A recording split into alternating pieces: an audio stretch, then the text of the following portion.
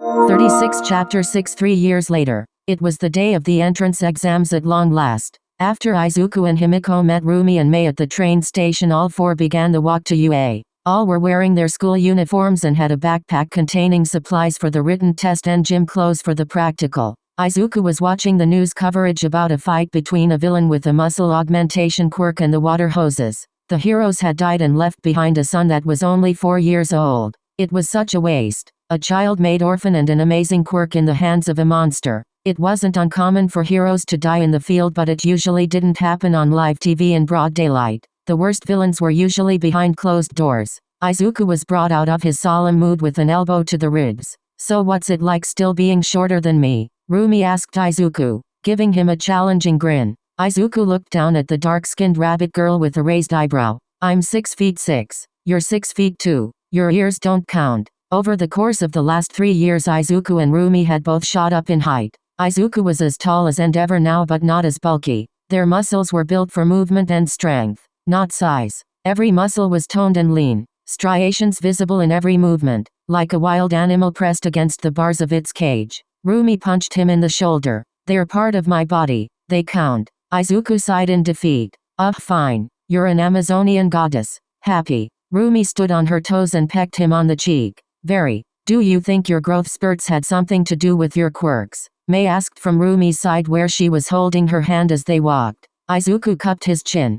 Maybe. Cell activation basically supercharges everything else, so it makes sense, and Rumi's quirk evolution was mostly physical, so it would make sense that it would affect her height too. "Hey Mei, did you get all your gear approved for the practical?" Himiko asked from where she was clinging onto Izuku's arm as he began muttering to himself. "Yeah. Apparently, since I'm double majoring, I can bring almost anything as long as I've made it myself." Mei responded enthusiastically as ever. "Okay, good. It's a good thing Izuku's mom's got you training with Snipe. We owe them a gift basket or something," Himiko said with a smile at the thought of how supportive the Mamadarias had been. Izuku snapped out of his theory crafting mutter spree. "That reminds me." He pulled his backpack off and began digging through it. "I've got snacks for after the written exam. Don't want to go into the practical hungry after all." Some carrots for Rumi, a pomegranate for Himiko, and a chocolate bar for Mei. "It's plain, nothing crunchy," he clarified as he handed out the snacks,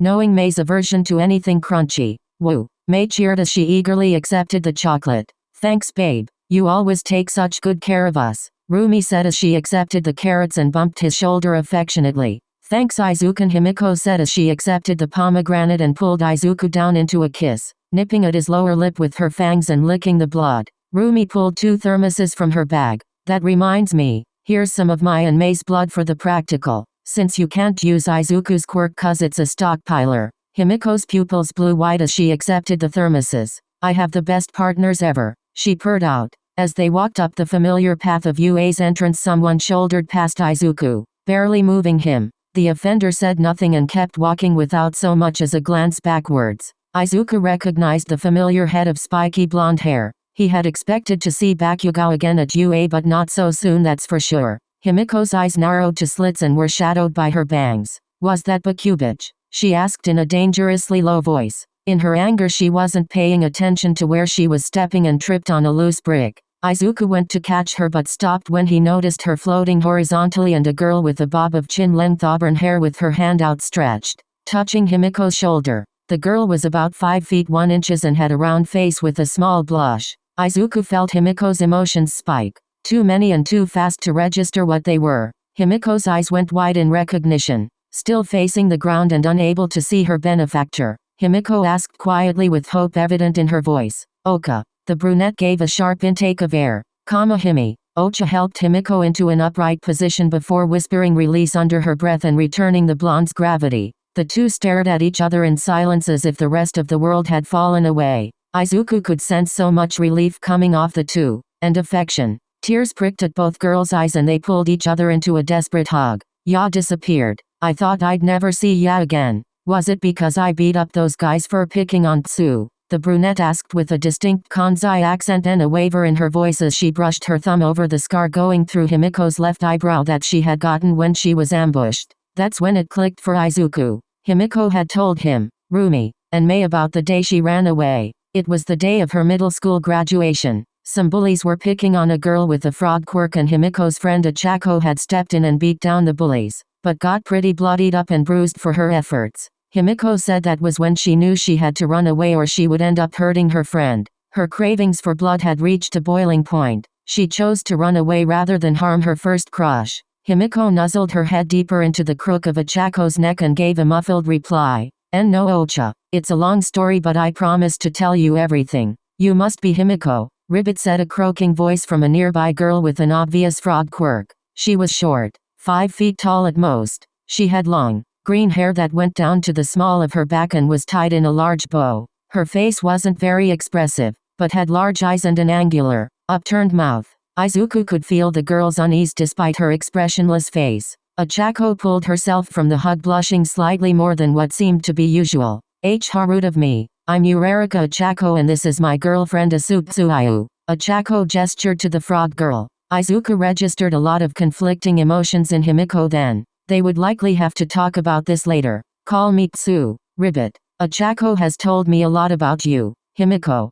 Tsu said near impassively, but Izuku could feel her worry. She has? Himiko asked with disbelief before gesturing to Izuku. Rumi and Mei. These are my partners. The giant one is Midoriya Izuku. The Amazon bunny is Aguro Rumi, and the pink gremlin is Hatsume. Apparently it was Achako's turn to feel the same conflicting emotions. Tsu seemed to feel relieved and hopeful. Definitely needed to talk about this later. Izuku and Mei smiled at the two and waved. Rumi threw Tsu a grin. Nice to see another person here with a mutation quirk. Mei scooted close to Izuku, pulled him down to her level and whispered into his ear. What just happened? She asked, knowing Izuku would explain the nuances of the interaction well thanks to empathy. We'll all talk about it later, but don't worry about it, okay? He whispered back. Mei nodded and kissed his cheek before pulling away smiling. The bell rang then and everyone went wide-eyed. Himiko quickly exchanged numbers with Achako before they all but ran into the building to take the written exam. The written exam had been objectively difficult but was nothing compared to Nizu's personal tests.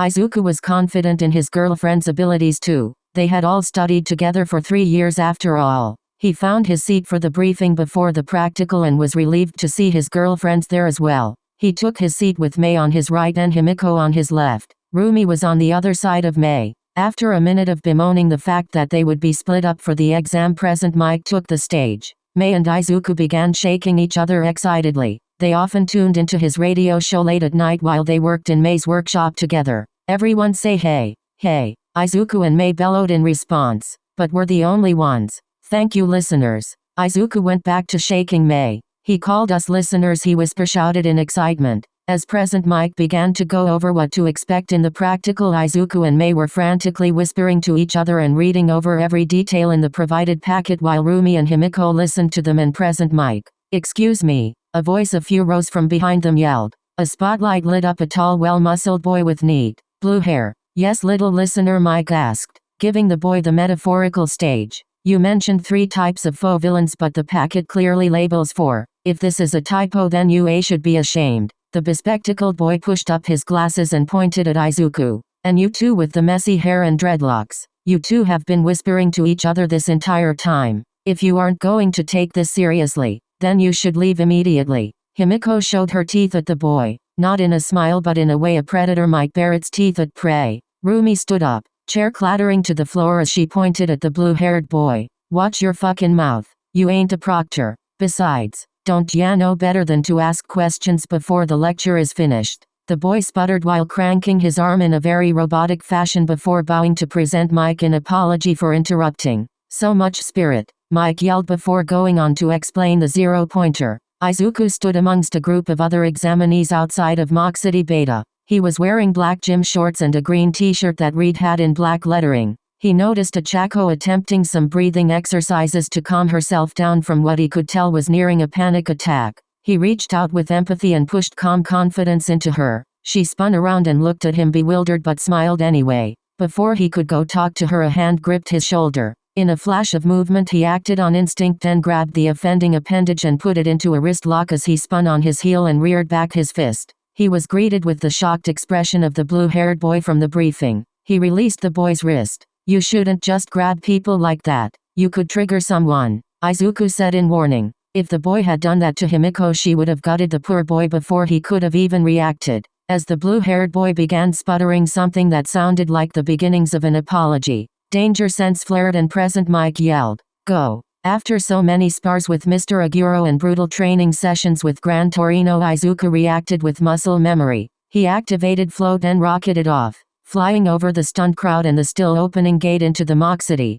he saw the robots that had triggered his danger sense rolling down the main street towards the gate. A shockwave buffeted the street as he broke the sound barrier as he flew just over the robots. They began to aim upwards as he let Black Whip lash out, wrapping around each and dragging them along the street as he went. He reached the end of the main street and released Black Whip as he turned around to survey what he had done. There was an assortment of 24 1, 2 and 3 pointers piled in a twisted heap beneath him. The exam participants were just now clearing the gate and staring at his floating form with wide eyes. In the observation room, the staff of UA were staring slack-jawed at the monitor showing Izuku. Well, most were. "That's our boy," Midnight cheered as she jumped onto 13's lap and squeezed their puffy spacesuit in a hug. "He certainly knows how to make an entrance," All Might in his thin form agreed. No longer did he look like a walking skeleton in a suit. He was thin but not grotesquely so. His black sclera had even returned to white. Such a feat was only possible with Recover Girl's evolved quirk that now was capable of curing diseases and nullifying poisons.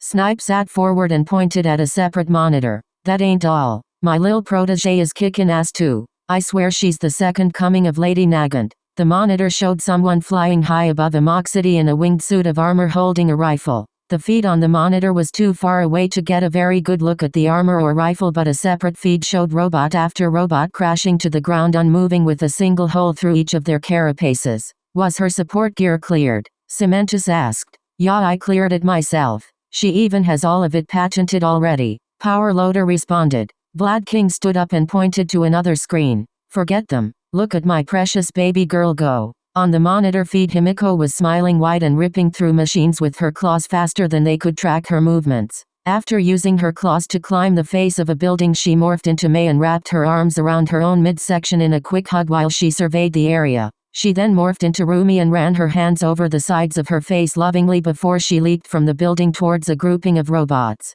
"It appears Rumi is having fun as well," 13 commented. On another monitor, Rumi was bounding down streets almost too fast for the cameras to follow, leaving cracked asphalt and a wheezing midget with purple balls for hair in her wake. She slammed into the side of a building, almost collapsing the concrete wall, and used it as a springboard to launch herself headlong into a group of robots that had surrounded a few overwhelmed examinees. She ripped through the robots like tissue paper with her lightning-fast kicks. "How's your boy doing, Aizawa?" Nizu chirped. "About as well as you'd expect against this irrational exam. He should have taken the recommended exam like I suggested," Eraserhead groused. On the monitor that was occupying his attention showed a indigo-haired boy struggling to wield a broken piece of robot as a weapon. Izuku landed next to the boy and grabbed a nearby piece of metal, formed black claws and carved the piece of metal into a sword before handing it to the bewildered purple-haired boy and flying off. Aizawa hid his smile under his capture scarf. He couldn't be biased as a teacher, but as a father he was glad the Midoriya boy had helped Shinso.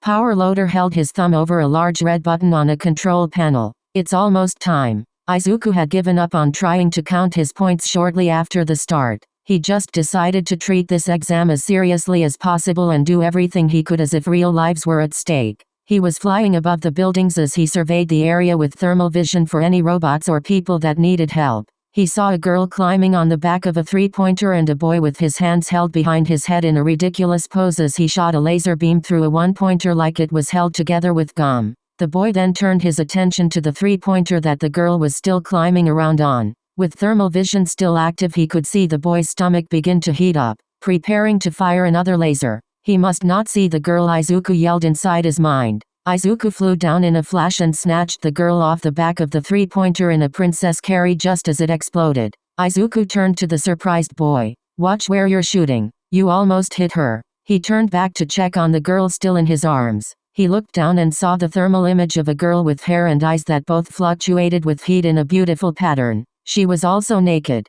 He blushed so hard he thought he could hear a tea kettle somewhere as he let her down while averting his eyes. Her clothes must have gotten damaged at some point, he thought as he pulled off his shirt and handed it to the girl while still averting his eyes.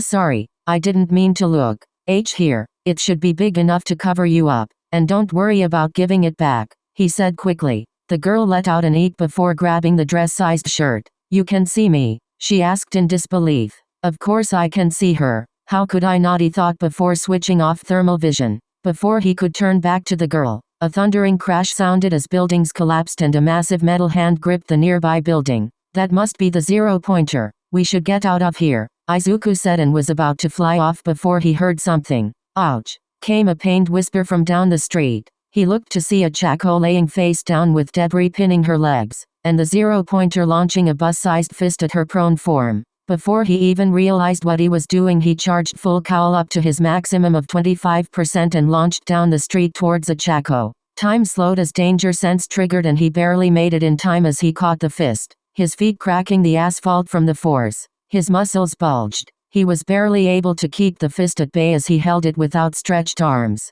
His feet were digging deeper into the road as the fist slowly began to overpower him. Black Whip pulled the debris off a Chako's legs, freeing her. Run, Eureka, he grunted out above her. I think my leg is broken, a Chako said in defeat. Well fuck, he cursed internally. He was pretty sure Rumi was a bad influence on him. I could use my Black Whip talons to carve through the inside of the robot, but it wouldn't be fast enough to save a Chako. I could go past my limit and throw a 100% punch, but there's no guarantee it'll work with only one punch, and I'm pretty sure it'll break my bones and leave me unable to throw a second. There has to be something. He rapidly thought of his options as time was still slowed. His mind flashed back to the news report that morning. He remembered the way that villain's quirk made muscles grow over the top of his skin, making him much stronger than normal. As he had the thought, Black Whip responded subconsciously. Hundreds of small tendrils began snaking down his body in a mimicry of the muscles beneath, each strand of Black Whip mimicking a skeletal muscle structure. After a few slowed seconds, Black Whip now encased his body in a single,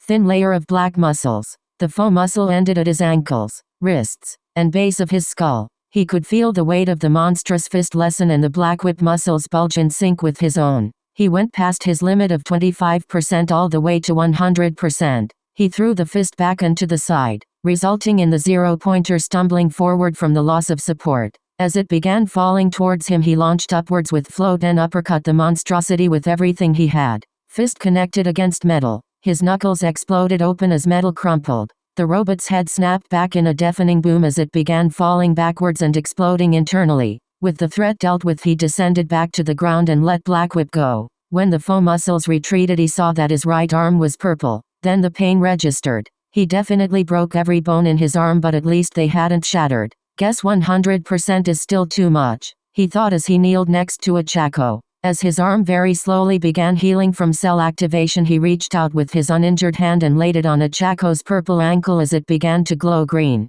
This won't heal your leg entirely, but it'll make it feel better in the meantime, Izuku said, not noticing the girl's wide open mouth as she stared at his bare chest. You were so cool. It was all BAM. Then kaboom. A Chako cheered while gesticulating with her hands wildly. Izuku went to ruffle his hair in embarrassment but winced when he tried to move his still very broken right arm. You're hurt, a Chako screeched. Make way, a familiar voice said. Recovery Girl made her way through the crowd of gathered onlookers, swatting with her cane at anyone that took too long to move. Honestly, these tests get more dangerous every year, I swear. You hurt, dearies? Recovery Girl asked Izuku and a Chako. Yeah, I had to go over my limit and broke my arm. Eureka here broke her ankle when debris fell, he answered while his hand still rested, glowing on a Chako's ankle. Don't make it a habit or I'll tell your moms. Young man, Chio warned as she gave a quick smooch on Izuku's arm and a Chako's ankle, healing them immediately.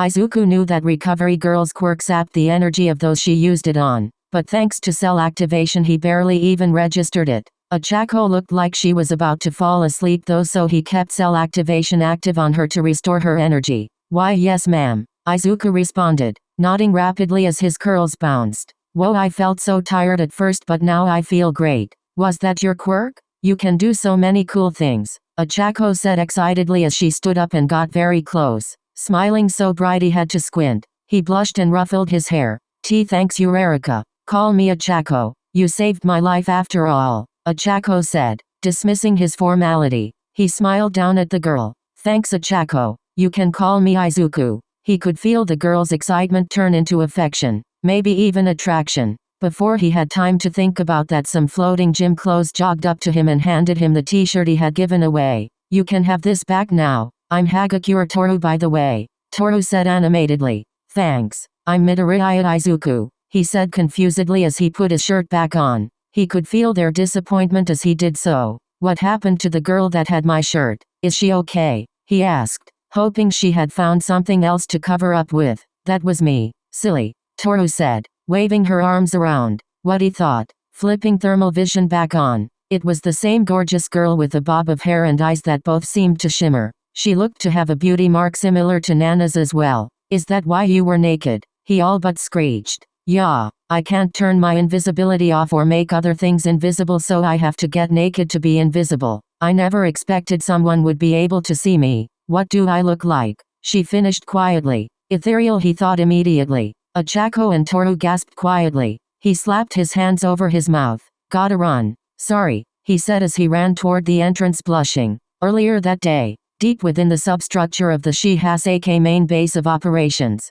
Kendo Rappa wandered. He was looking for Overhaul so he could challenge him again, but had ended up lost in the concrete underground maze. What? Am I supposed to carry a map or something? He slammed open a metal door. It was dark inside, so he flipped on the light switch. You in here, Overhaul? No response came. It was then he noticed the steel chair with leather restraints at the center of the room. A small chair, one someone would design with a child in mind. There were specks of dried blood in the chair's nooks and crannies, as if it was too much of a hassle to clean fully. He took another look around the room and saw 4 massive steel barrels that had a sign hastily slapped onto them that read waste. Against his better judgment, he opened one. He immediately gagged and closed the lid. Inside was a soup of what used to be a human. Blood and viscera was not something he was unused to, but he had seen what Overhaul's quirk did to people. He had even felt what it was like firsthand. It felt like unimaginable pain, as if every cell in your body was crying out in agony, followed by the sweet release of death.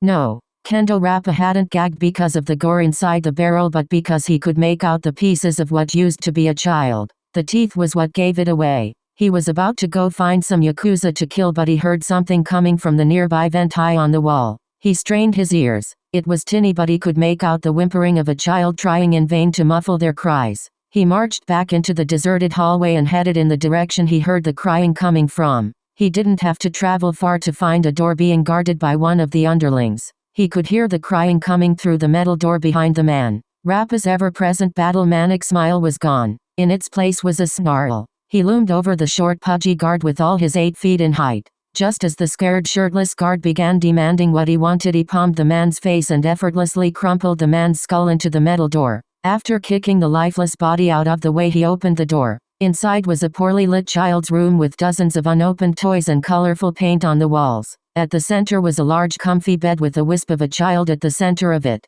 She had ruby red eyes and snow-white hair that went down to her lower back and a small horn on the right side of her forehead. They were features he recognized from the barrel. She was wearing a threadbare white t-shirt dress and her arms and legs were wrapped in bandages, and they were shaking as the girl looked at him with terror. The dichotomy between the room and its inhabitant was sickening. Here was a child's dream bedroom and its inhabitant was a horrified child being tortured day in and day out. No, that wasn't accurate, was it? He had felt what it was like for Overhaul to use his quirk on him. It felt like dying. This girl had been dying day in and day out for who knows how long. Well, that stops today. He punched an address into his phone and handed it to the terrified girl that was still bracing for violence. Follow that. Run as fast as you can. I'll distract them, he said, the phone still in his outstretched hand. But you're wearing the bird mask, aren't you with them? The little albino girl squeaked out. He ripped off his torn-up mask. Not anymore. He could hear footsteps echoing down the hallway outside.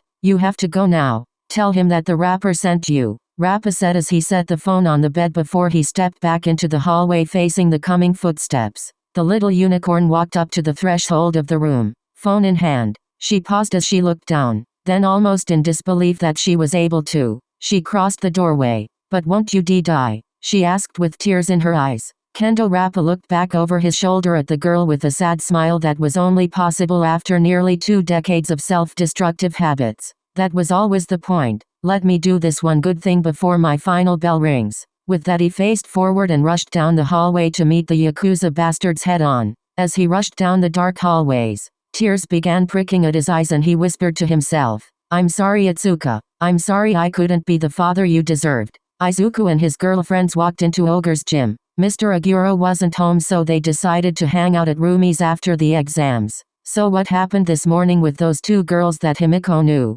Mei asked as she sat on a weight bench to take off her boots. They were from my middle school. I didn't really know Tsu, but Chako was the reason I had to run away. Remember? Himiko responded as she sat down on the floor and leaned her head onto Mei's lap. Because you liked her too much and were scared you were going to hurt her? Do you still like her? Mei asked nonchalantly as she began playing with the stray hairs of Himiko's bonds. Himiko knew better than to try and lie, so she told them the truth.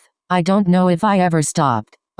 Does that mean Ocha and Tsu are going to join our polycule? Mei asked as she excitedly clapped her hands. Each relationship might be unique, but we're a package deal and we don't even know if they're bi or not. Rumi supplied as she wrapped an arm around Izuku's midsection. Izuku ruffled his curly locks. Well, I'm pretty sure Chako is at least. Rumi bumped her hip into Izuku. A haho first name basis already? And how do you figure she's bi? Well, after I saved her from the 0-pointer with no shirt on, she was giving off some emotions, he said bashfully. Himiko wiggled her eyebrows seductively. You didn't say you were shirtless. Still can't believe you took that thing down and figured out a new move on the fly. Yeah, I knew I should have fought that thing. But why were you shirtless? Rumi asked. Izuku blushed slightly. Because I gave it to a naked girl. It turns out she was invisible and only I could see her because of thermal vision. You little charmer. Anyways, I'm not opposed to new people joining the polycule, but we'll have to get to know them a bit better first. Rumi decided.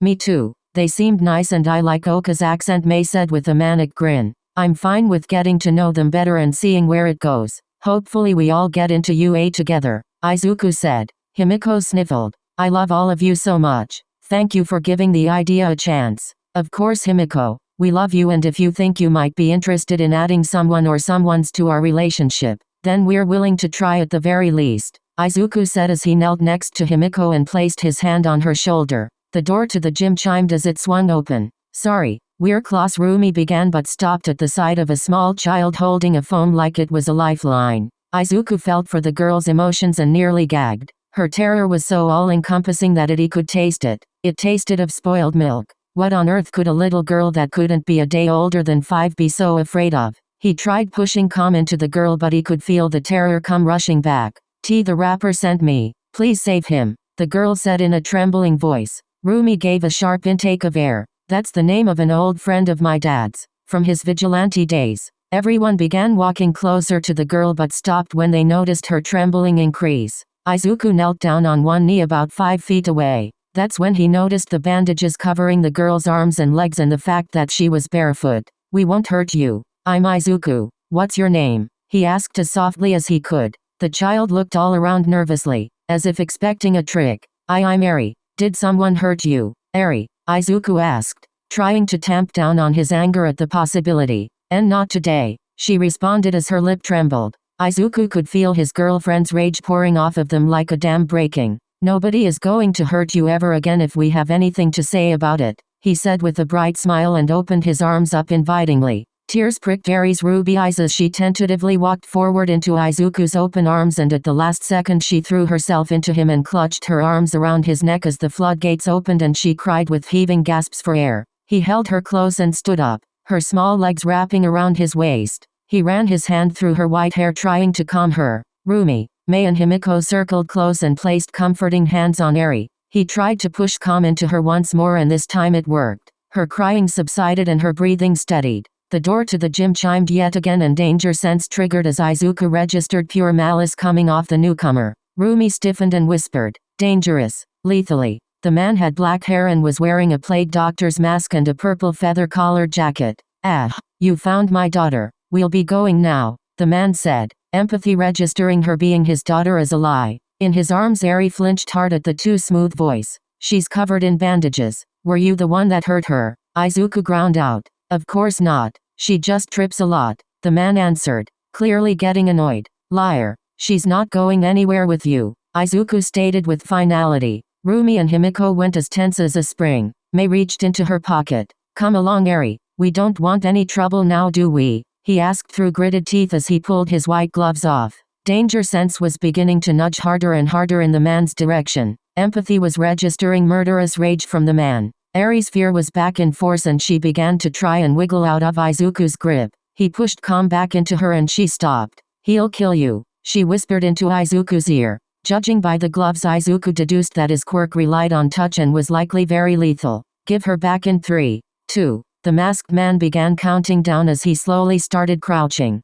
"I agreedos per se what?" Izuku rushed out after coming up with a semblance of a plan. The man raised an eyebrow. "What?" Black Whip sprang into life and wrapped around the man's wrists just before his hands could reach the ground. Black Whip pulled his arms wide and lifted him off the ground. "Give her back," he roared as he flailed against his newfound restraints. Himiko flashed forward and leopard punched him in the throat. Her fingers curled into a fist at the middle joint instead of the knuckles. His head hung forward as he gasped for air. "Not cute at all. Luna arc," Rumi yelled out as she descended on the man with an axe kick to the back of his head, jerking it further downward. The man looked up with wild eyes and without his mask as May pulled a small ball from her pocket and threw it while cackling. It landed on his chest with a splat. Then electricity raced along the man's skin as he convulsed before going limp in Black Whip's hold. The door chimed as Mr. Aguro stepped in. "What the fuck happened here?" he asked almost too casually. Izuku clasped his hand over Aries' free ear and gasped.